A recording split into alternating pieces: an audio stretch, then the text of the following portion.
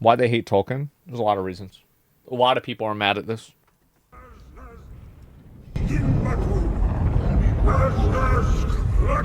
Yep. I think they're all real. Yep, I can see chat. Yep, chat loves it. They know they're real. Never before has any voice uttered the words of that tongue here in Imladris. Do not ask your pardon, Master Elrond.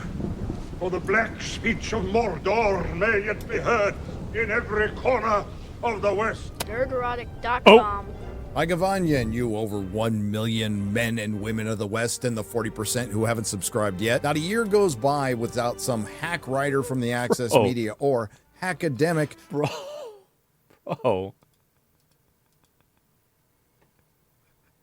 Oh, God. Hack writer from the Access. Are you kidding me? This is pretty good. Access Media or hackademic attacking our beloved Professor John Ronald Reuel Tolkien. And this year is no different from the Telegraph. Students shall not pass unless they accept Lord of the Rings is offensive. University course suggests Tolkien's treatment of evil characters follows a tradition of anti-African antipathy. Why is it that the evil characters are being associated with Africans? Like, I feel like that's a bit of a stretch, right? What the hell is that from? AAA to you and me. Generally, academics and activists, and quite frankly, I don't know the difference between the two, so we'll just call them... How do you watch the Uruk-hai and the orcs and be like, oh, I know who this reminds me of. They're the ones that are the racists. How do you do that? You gotta be out of your fucking mind. People who don't like to have fun and people who are no fun to be around hate Lord of the Rings. And the attacks on Tolkien go back to the times when he was alive. But in recent times, it was made demonstrably worse by Amazon. You know, the company that started out selling books? Yeah. When its owner, Jeff Bezos, decided he wanted to make his own Game of Thrones and bought Lord of the Rings, which is funny because right now, Game of Thrones, along with Harry Potter, DC Comics, and the core part of Lord of the Rings that Jeff Bezos actually wants is potentially for sale. Wow. Anyway, Jeff Bezos is the Rings of Power, you know, the billion-dollar disaster and failure that's basically a vanity project right now, gave the activists absolutely... I'm surprised that they're still making it. Everything they wanted. Unfortunately, there weren't enough of them to watch, but it did stir the conversation back up again. 5 years ago, I made a video called They Are Coming for Lord of the Rings, and it was a simple warning that the same thing we've seen happen to Star Wars, Star Trek, and Doctor Who was going to happen to the Professor's secondary world because the activists... Well, the reason why is because they want to get inside of these pieces of media and then change them and reshape them to make them reinforce the way they see the world. That's the reason why all of this media keeps getting changed. And it gets changed in like fundamental ways because these people want it to mean fundamentally different things. That's the reason why.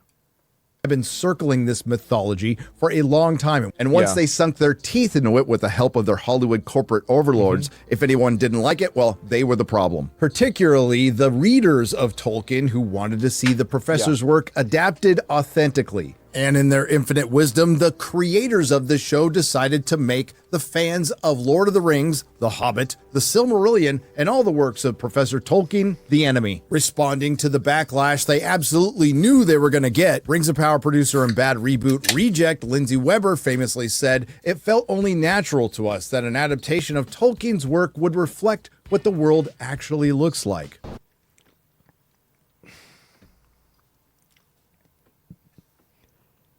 But it's not the world.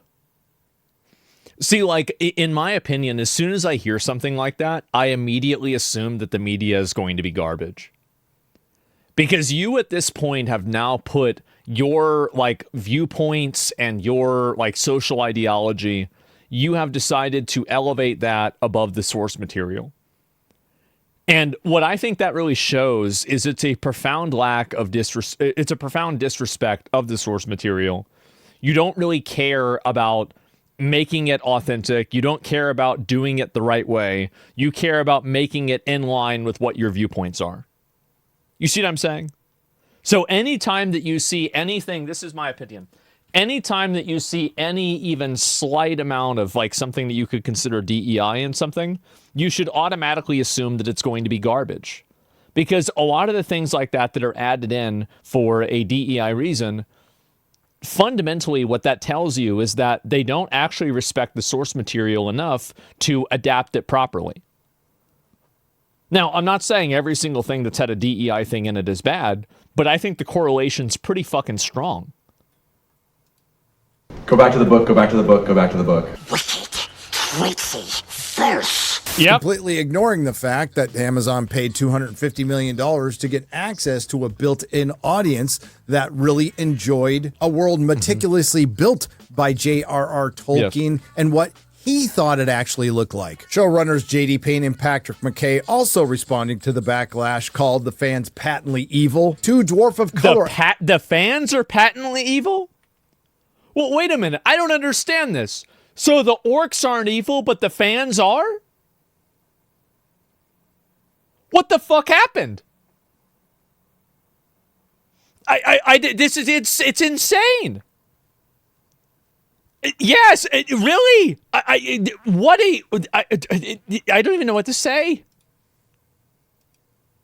Evil. Two Dwarf of Color actress Sophia Nomvetti stating that her role and the Rings of Power are a necessary redress of balance in Tolkien. Everyone was cast because they were the absolute best person for the role, and to be part of a redress of balance within this world is I don't think that they understand. Like, nobody that wanted to watch Lord of the Rings that actually was a fan of the show wanted to have it recast for racial reasons, for like current day racial reasons. Nobody was asking for this. Nobody wanted this. Nobody needed this. I don't know like where they get this idea that this is something that the people wanted. That nobody wanted this at all. Like, nobody was asking for this. Do you think you should have the same opinion if Ryan Gosling was cast as some Nubian king? I don't know. I mean, I think that in general, if you're doing a race swap for a character, you're probably doing it for a reason that doesn't have to do with the quality of the character or the quality of the actress. Like, for example, if you had like a really good actress or a really good actor race swapping a character, I don't really think it's that big of a deal. Like, I think that like for The Witcher, for example, they have Lawrence Fishburne playing Regis, who is like one of the vampires in Witcher 3. And I don't really care about that. That's fine because he's a really good actor. But in terms of like just bringing on random people just to play this role, I think that's the issue. And the rest is herstory, and by all accounts, the subversive work that is the Rings of Power should have been canceled, but the only reason it's still around is so Jeff Bezos won't be embarrassed. I would argue continuing to make it is more embarrassing. And of course, there's all the Access Media articles and academic research, from racially stereotyping in the works of Tolkien to a new Lord of the Rings prequel quietly confronts an uncomfortable legacy. How Amazon's The Rings of Power prequel grapples with the deeply ingrained ideas of racial difference and racial determinism in J.R.R. Tolkien's world. These people are professional problem havers. That's all they do, is they find problems with things, they complain about shit, they get mad about it, and the worst part is that the world is supposed to pretend like they care. It's insane. The infamous Dear Tolkien fans, black people exist? Okay. Tolkien fans, black people exist. And who can forget this book published in 2022, Tolkien, Race and Racism in Middle-earth by Robert Stewart? Well, apparently everybody forgot. This is the problem that these people have, and this is the reason why I think so many people are like, I think, becoming more racist, is because they've wanted to put these viewpoints and these values in every single aspect of life, every single thing. They want to like go back and retroactively apply their current worldview to media that was like, 50 or 100 years old, right? Like, that's the issue. It's that like you can't do that, and you can't force everybody to think the way that you want and then expect there's not going to be a huge pushback. About it, considering it only has 3 reviews on Amazon and it's sitting at a 2.6 and it costs $93.43. Well, this is what I think is kind of funny about it, is that this entire apparatus of people that are bringing up these topics, it's actually like nobody.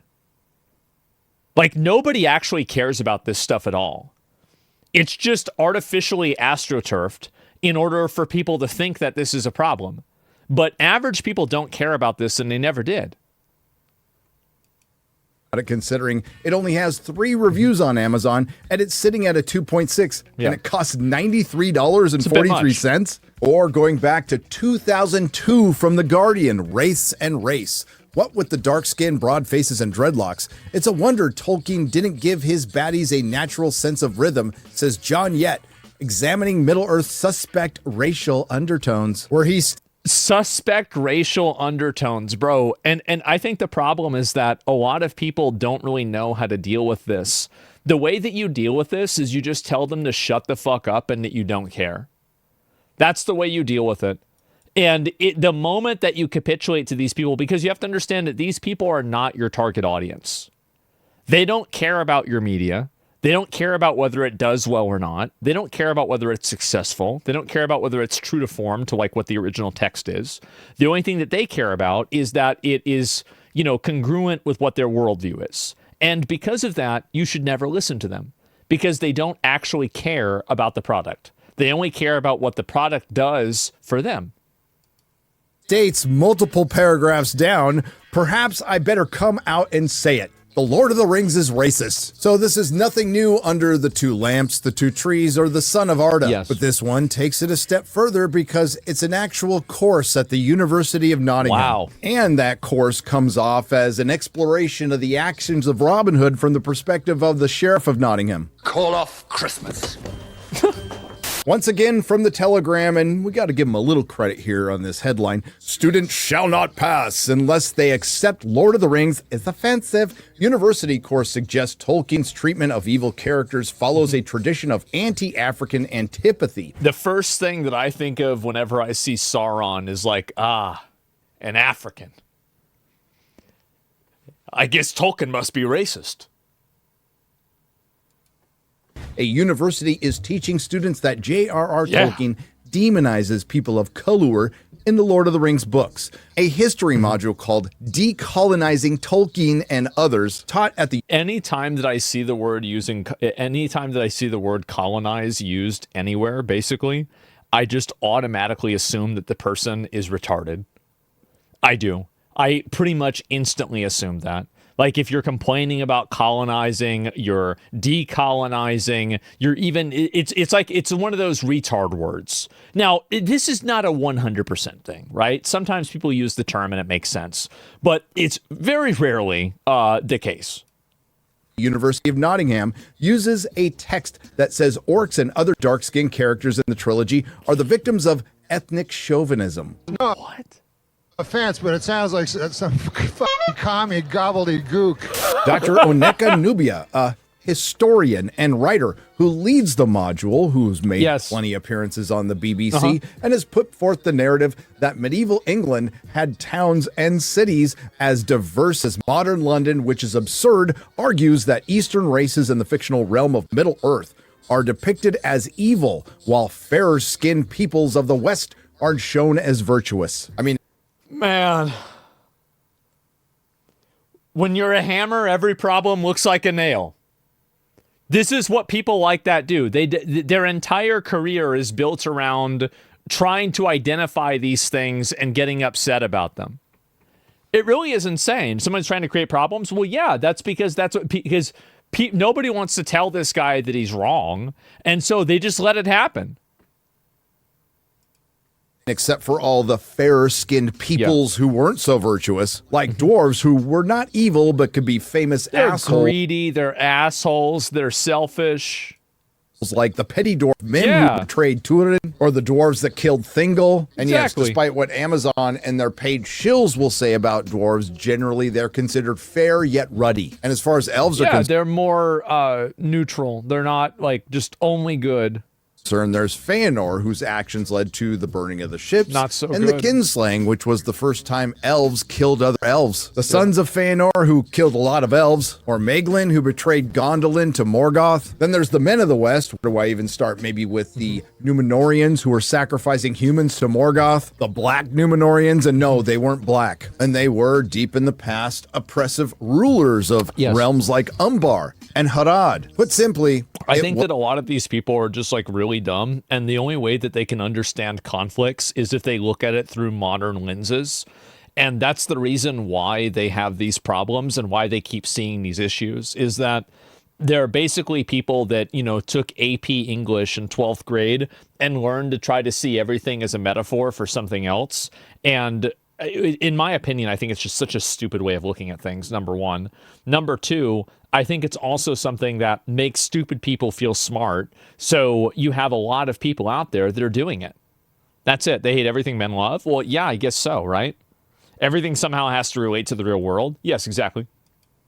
Wasn't black and white. There was a lot of moral complexity to Tolkien's works, and not every fair-skinned character was virtuous. And that's just scratching the surface. Now, obviously, I'm no Tolkien scholar. I mean, also Sauron appeared as a fair-skinned character many times as an elf. Like, anybody that knows anything about the source material knows this is retarded. We all know this is retarded. But, again, this is just what happens. Or expert, I'm just a fan, but imagine if a real scholar or even a hardcore lorehead took this clown's course. It'd be hilarious. In reference to decolonizing Tolkien in academia, decolonizing usually means re-examining or moving away it's just from basically anti-white, anti-Western viewpoints, basically, or deconstructing why white people or Western culture is a problem in something. That's what decolonizing means. 99% of the time. From white Western just racism. Viewpoints. Yeah. So let me get this straight, Dr. Onyeka Nubia. You want to move away from... It's just it's an academic term for racism. From the white Western viewpoint of Professor John Ronald Reuel Tolkien, an Englishman who wanted to write a mythology for England from his English viewpoint. I mean, by all means, move away from it. But why would you want to waste your time doing that? Well, because it's not about re-examining or decolonizing. It's about deconstructing, to state the obvious. Because somehow the academics got it in their brains that you can fight discrimination with discrimination. But it doesn't end there. In the module's core text, Dr. Onyeka writes that maligned peoples include Easterlings, Southrons, and men from Harad. The trilogy also features the dark-skinned orcs, evil creatures that do the bidding of Sauron, known as the Dark Lord. Now, the article says... That's true. Yeah, they do. The trilogy, and I certainly hope you're not talking about the Peter Jackson films as much as they are the greatest trilogy ever made. They are not the most accurate adaptation of the professor's work. So are you just focusing on the Lord of the Rings books, leaving out The Hobbit, The Silmarillion, The Children of Hurin, The Fall of Gondolin, The Lost Tales, etc.? Yes, armies of Easterlings and Harad fought for Sauron, and yes, their complexions matched the regions they lived in because Tolkien accounted for that. You know who also fought for Sauron? The aforementioned fair race of the Númenóreans, some of whom became the Nazgul. But as far as orcs are concerned, they're creatures who are humanoid, but not human, with mostly sallow skin, so I don't care what background. Yeah, they have green and weird ass skin. Like, what do you mean? It's not the same thing at all. Tolkien's personal writings show him to be against apartheid and definitely not racist. I mean, again, I think that just the implication of this is ridiculous. You're from. If you see them as black people, you told on yourself. The orcs / goblins were created by Morgoth / Melkor as a mockery of the elves, who were created along with everything else by the one true god Eru Ilúvatar, who are described by J.R.R. Tolkien in the often cited for multiple reasons Letter 210, a letter discussing a film treatment to Forrest J. Ackerman. They are or were squat, broad, flat-nosed, sallow-skinned with wide mouths and slant eyes. In fact, degraded and repulsive versions of the two Europeans' least lovely Mongol types. Now, the important bit there before he says Mongols is two Europeans. That is, the permanently offended people are projecting their own prejudices into materials that don't have anything to do with it. Well, they're also just trying to force their ideology into every form of popular media. It's like, I think a really good example of it is, do you remember a couple of days ago whenever the Homeland Security account was tweeting out Halo memes about, destroying the flood, and then it said join ICE? Well, that's what I think a lot of conservative people have had to deal with listening to every single piece of media be a metaphor for why capitalism is bad, why men are stupid, or why Western culture is wrong. And so, like, now you can see how annoying it is. Now you can see why people didn't like it. Reddit did not like that? Yeah, of course. And it's because they're not doing it. Straight up racist? Nah, it's not racist. What's racist about it? Nothing.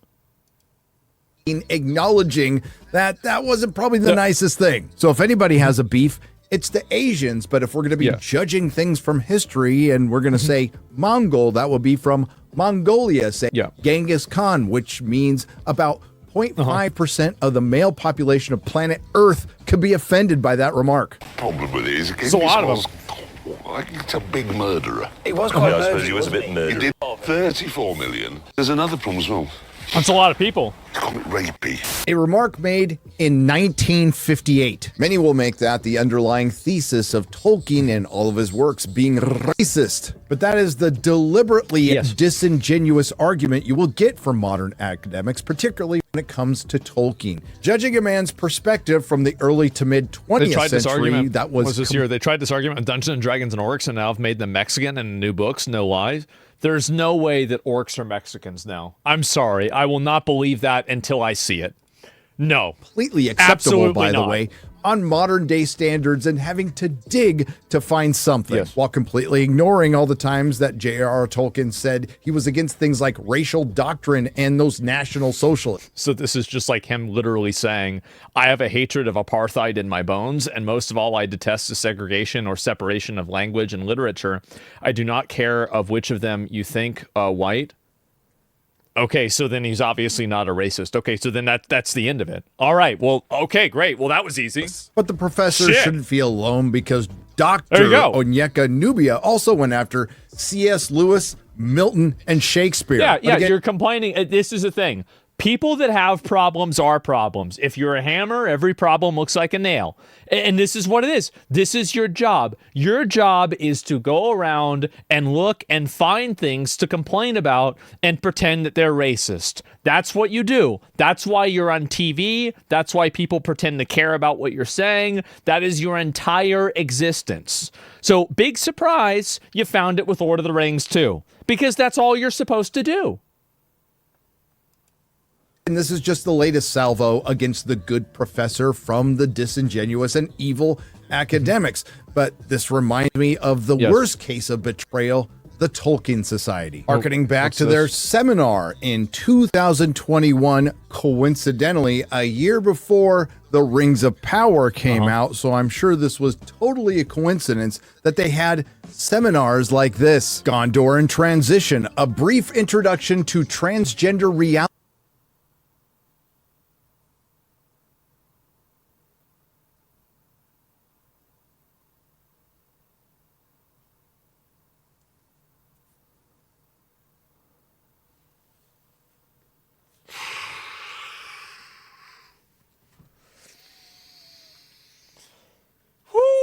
Boy, wow.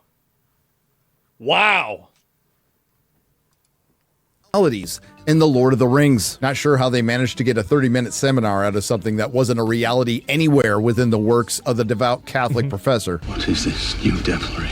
And yes, these are real, from the real Tolkien Society, an educational charity and literary society devoted to the study and promotion of the life and works of the author. The Tolkien Society is talking about transgenderism in Lord of the Rings?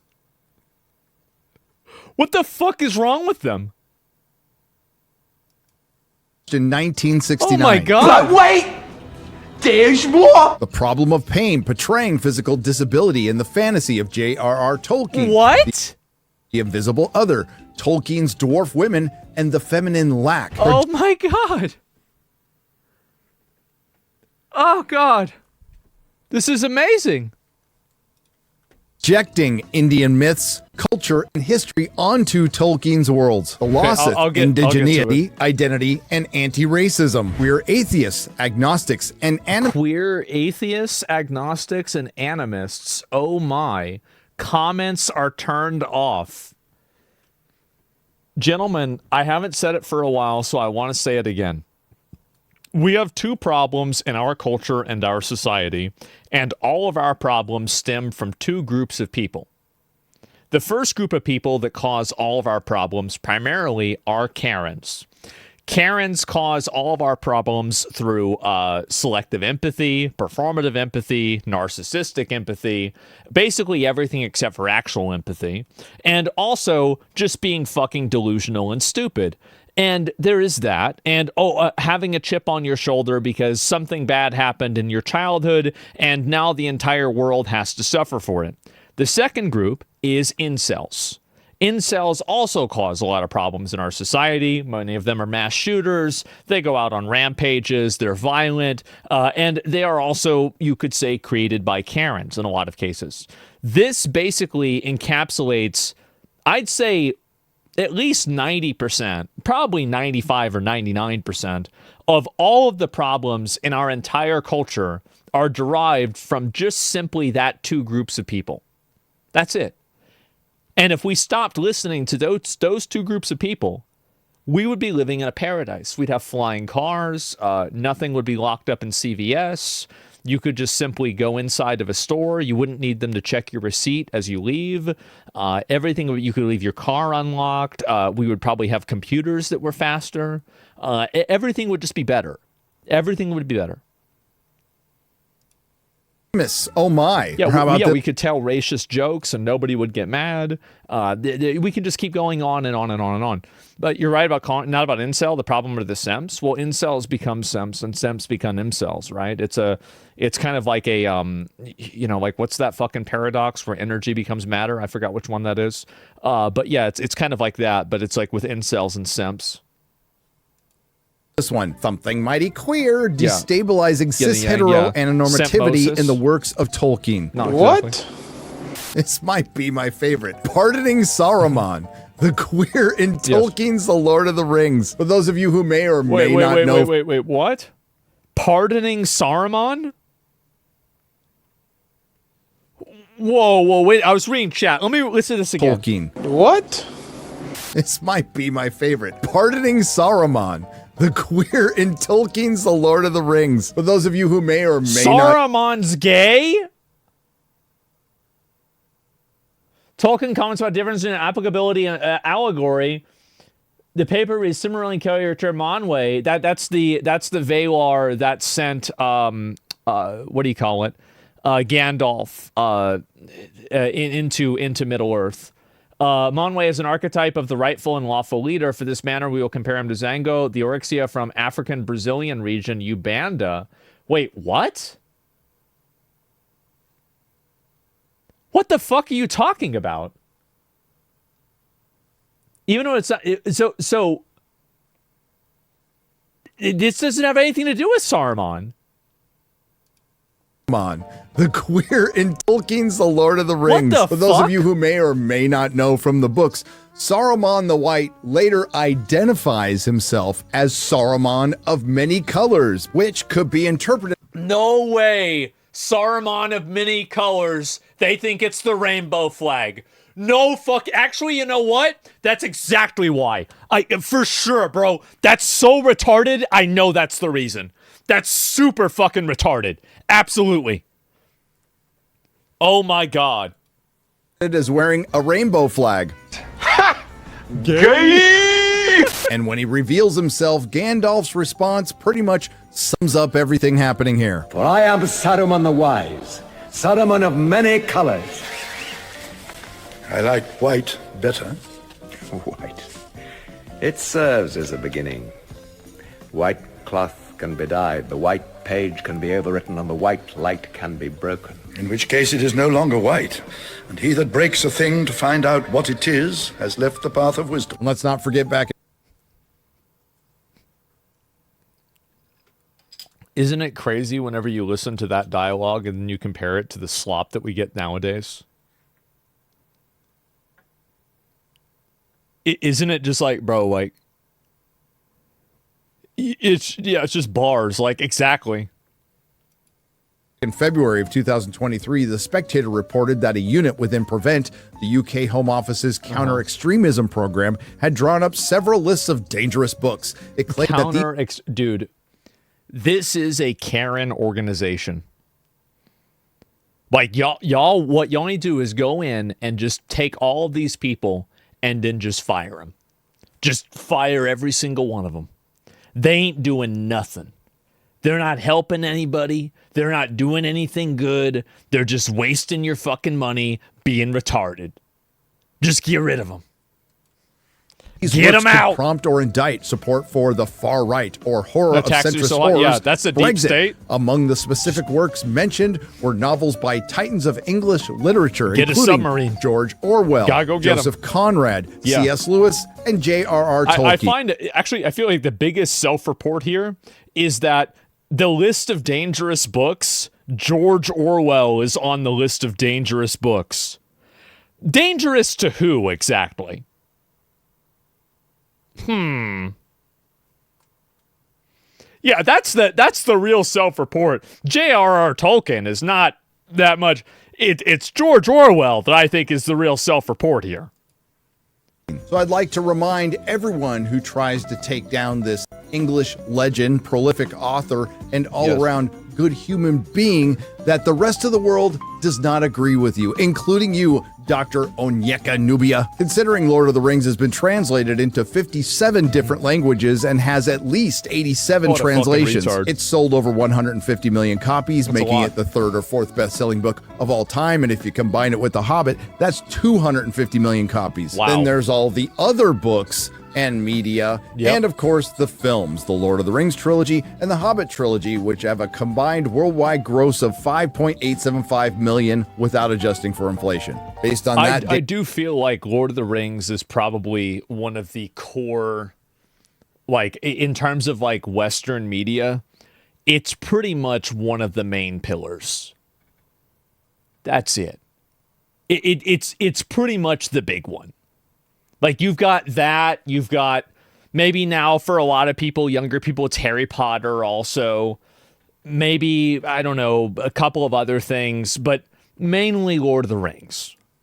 Alone, which was Star pretty easy Wars, to look up, it appears that despite what some producers at Amazon and angry academics think, any detractors of the professor and his works are in the minuscule minority. But they're not going to stop, and they tell them... This is the issue that happens, is that these people put themselves in positions of power, and then they try to astroturf and manipulate public perception into believing that what they think is actually like a commonly held viewpoint.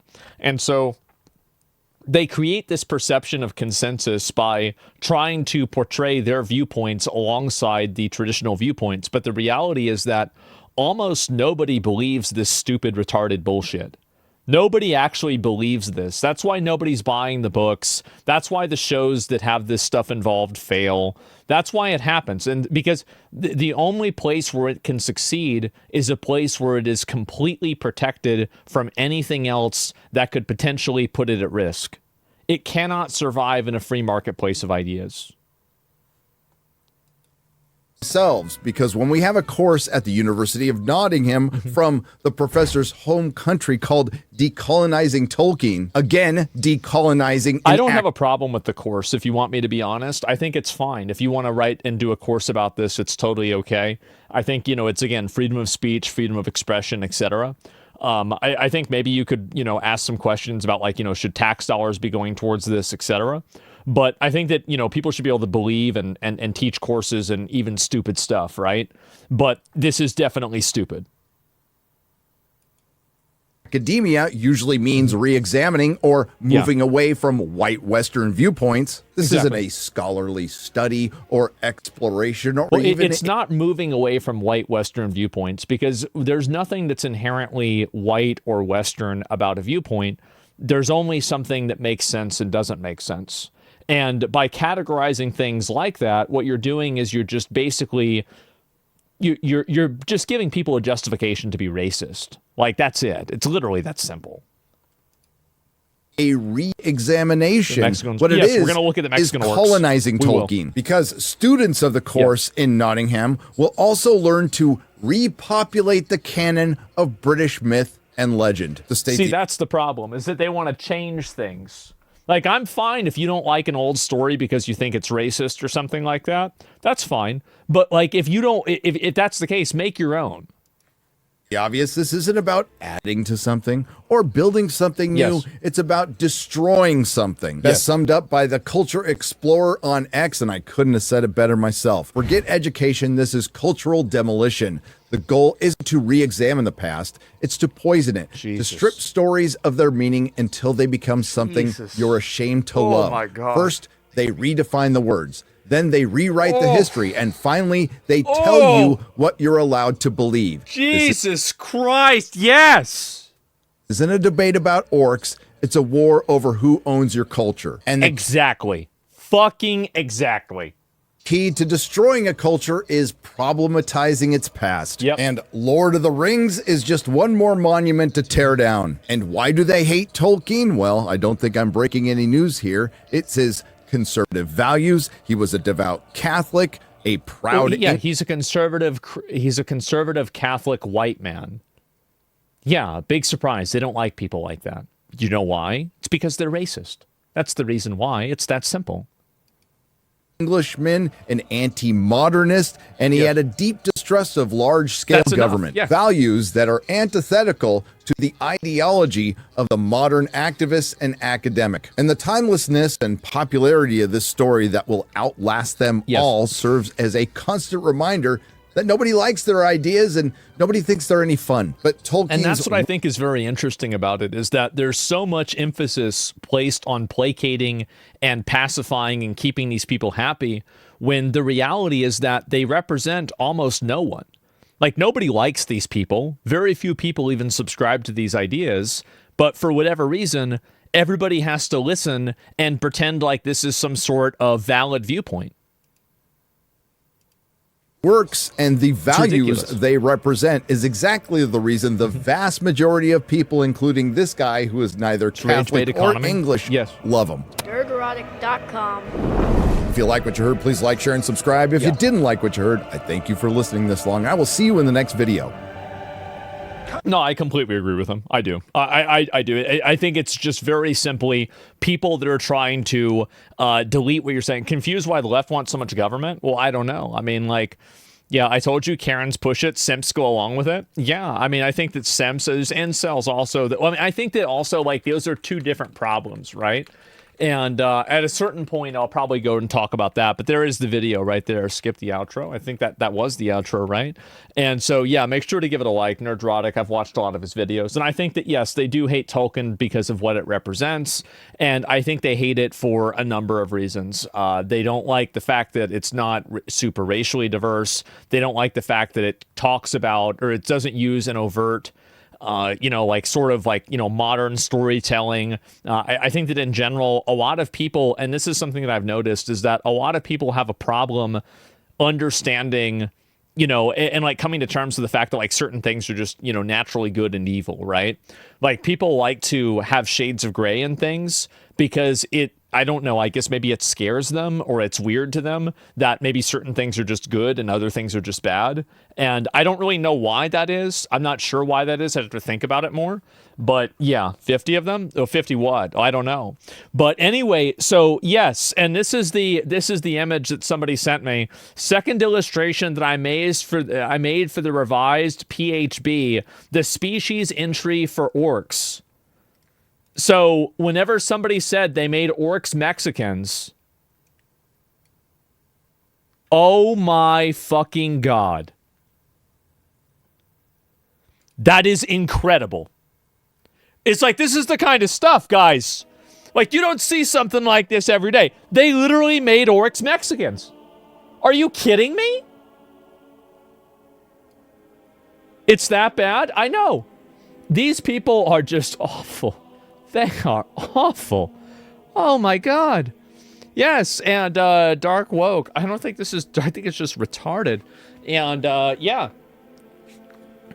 It's Omega, fucking Dawn Trail, what? Karens want government because they know they aren't on the populist side? Yeah. Yeah, they need government to enforce their worldviews because people won't accept them on their own. I mean, some of the... Dude, look at some of this, guys. I mean, this sure is a lot, huh? I don't know about this.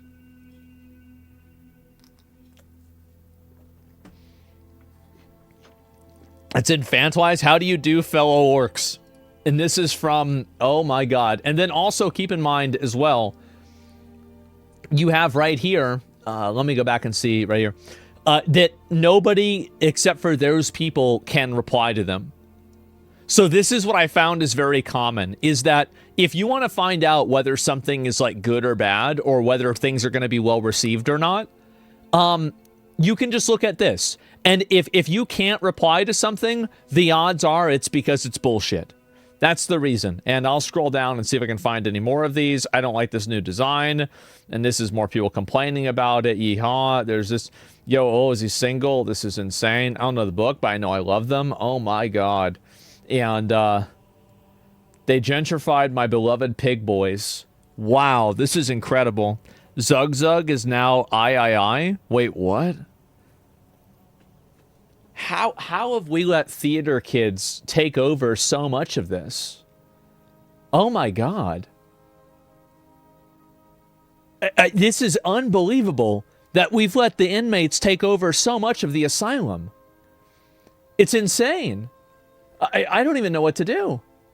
Yeah, it's unbelievable for me to look at this. I'll probably look at this at some point. I don't know if I want to look at it right now. But like, yeah, make fantasy great again. I bet a lot of those people have Blue Sky accounts. Oh yeah, I've got a pretty good feeling about that, right? I mean, I think I could easily assume that. But, you know, it's not really that big of a surprise now, is it? Sorry to repeat, but there's other drama Wizards did months ago. Well, the company's totally been taken over by weird virtue signaler, you know, social, like, fucking, you know, like I'm trying to think of the best way to say it. Like, weird people that are trying to push their social agenda into every piece of fantasy media they possibly can. And once a company gets infected with these people, I think that the company is effectively dead. Because you can't get rid of them, because then they'll just say everything's racist, and then HR will never fire them. So once you get them in your company, the company's basically dead. That's it. Yeah, it's done. And so, like, as soon as you see a company get infected with this, it's done.